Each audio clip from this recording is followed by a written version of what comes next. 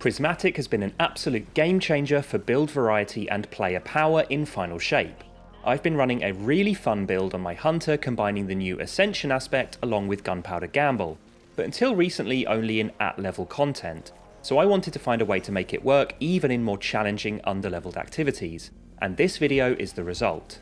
This build is so much fun to play and doesn't compromise when it comes to ability spam, ad clear, damage resistance, healing, or even single target damage. The bulk of this footage was taken solo in a Pale Heart Lost sector at -13 power, so you can see just how consistent it can be. If you're looking for something a bit different, then I highly recommend giving this a try. It feels great flying from spawn to spawn, buffing yourself, debuffing enemies, spamming grenades, and burning down mini-bosses, all with excellent mobility too.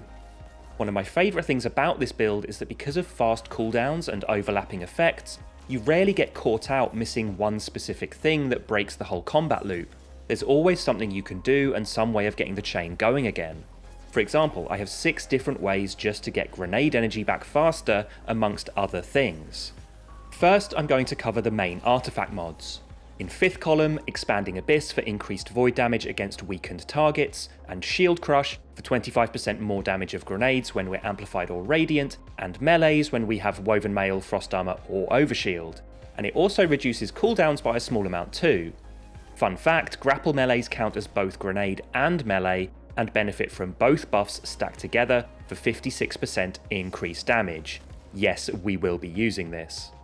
4th column, Blade Stamina for refunded sword ammo, Radiant Orbs, and Galvanic Armor for some damage resistance while amplified. And 3rd column, Threaded Blast for larger, more damaging Tangle Explosions, and the rest are free to choose.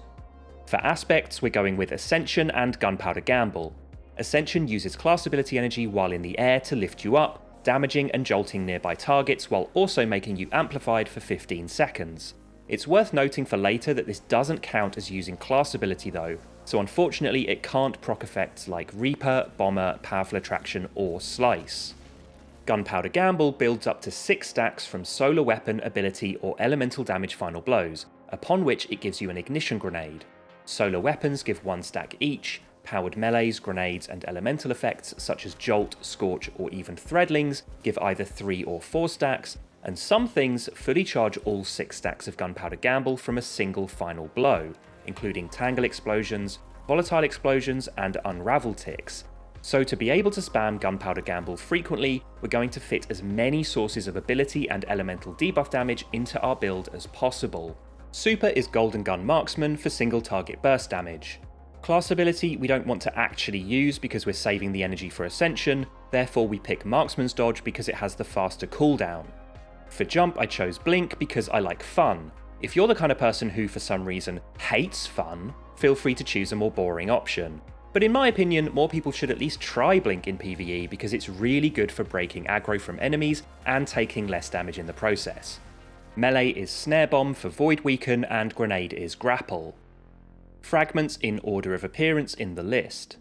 Facet of Balance. Rapid Light Element Final Blows give melee energy and Rapid Darkness give grenade energy. Bravery. Grenade Final Blows give Void Weapons Volatile rounds, and Powered Melees give Strand Weapons Unraveling rounds. Awakening for spawning elemental pickups from Rapid Final Blows matching the element that dealt them. Dawn.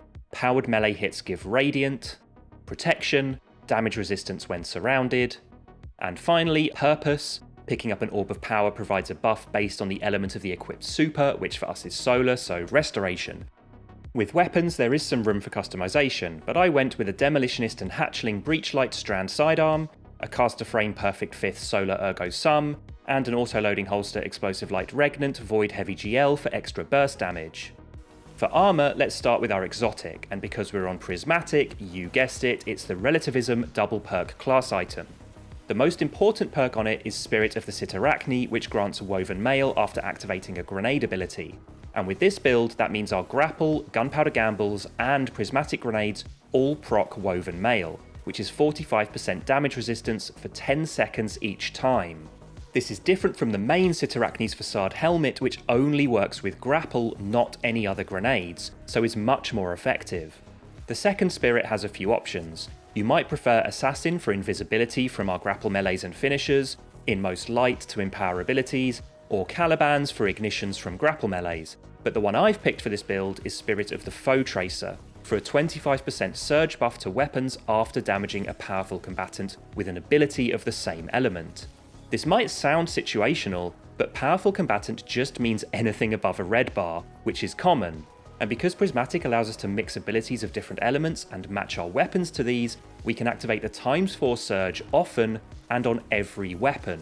Grapple melees and tangle explosions proc ×4 for my primary, Gunpowder Gamble, the solar part of the Prismatic Grenade, and Golden Gun procs ×4 for Ergo Sum, and Smoke Melee procs ×4 for my Heavy GL. If I was using Surge leg mods for the same type of damage increase, it would be a much lower damage buff across fewer weapons. But because I'm not, that also frees up the leg mods for other benefits. Recuperation, Insulation, and Stacks on Stacks for healing, class ability energy, and bonus armor charge on orb pickup. That armor charge is used for grenade kickstart on my arms to get my grapple back as fast as possible when it's used.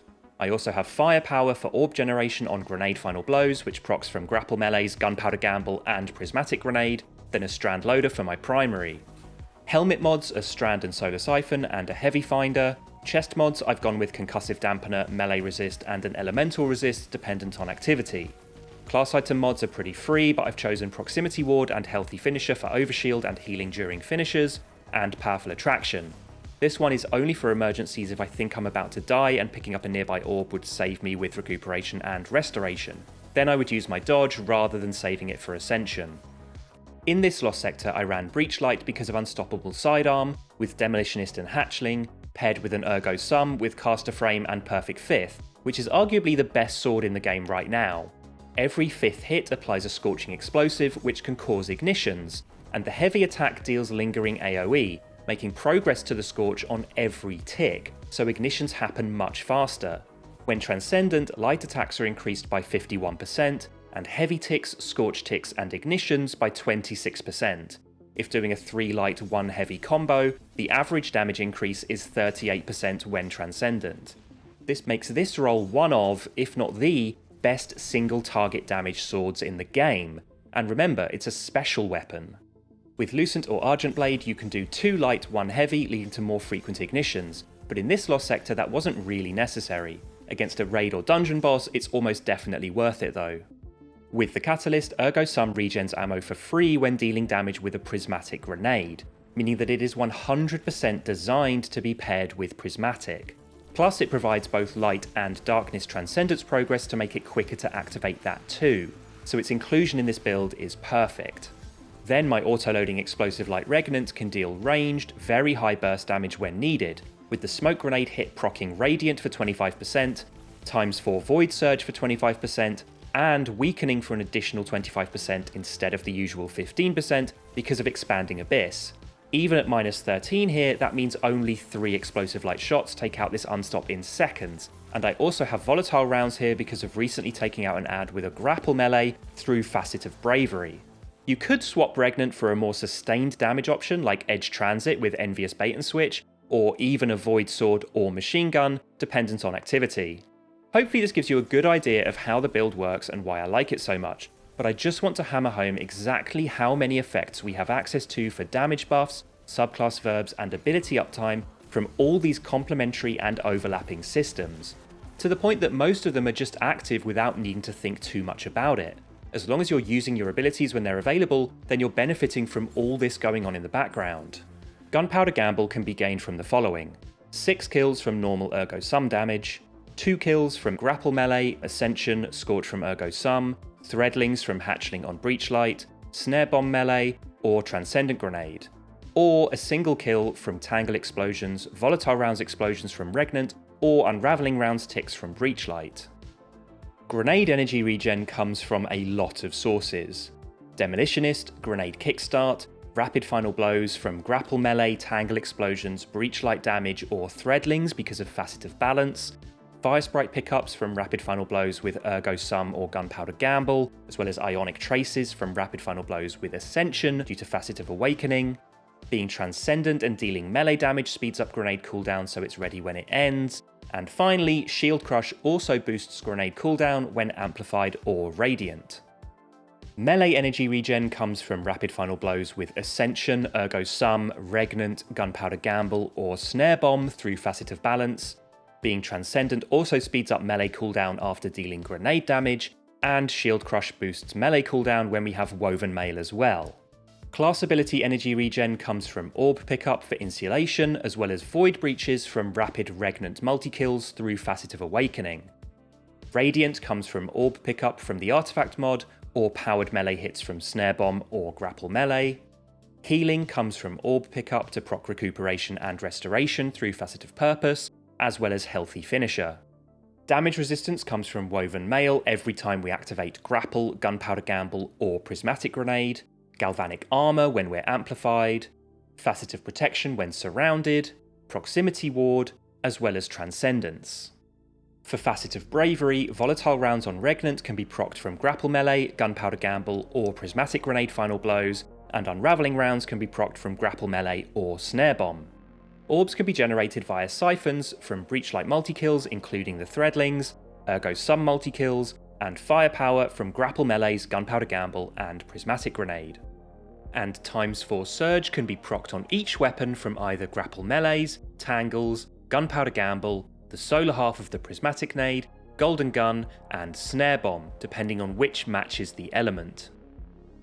I hope you try this build out and have as much fun with it as I do. This build took me a lot of time to test all the individual interactions and refine it down to something that works in practice, even in tough activities. So if you enjoyed the video, I'd really appreciate if you liked, subscribed, and maybe leave a comment down below. It really helps my channel out if you do. Thanks for watching, and see you on the next one.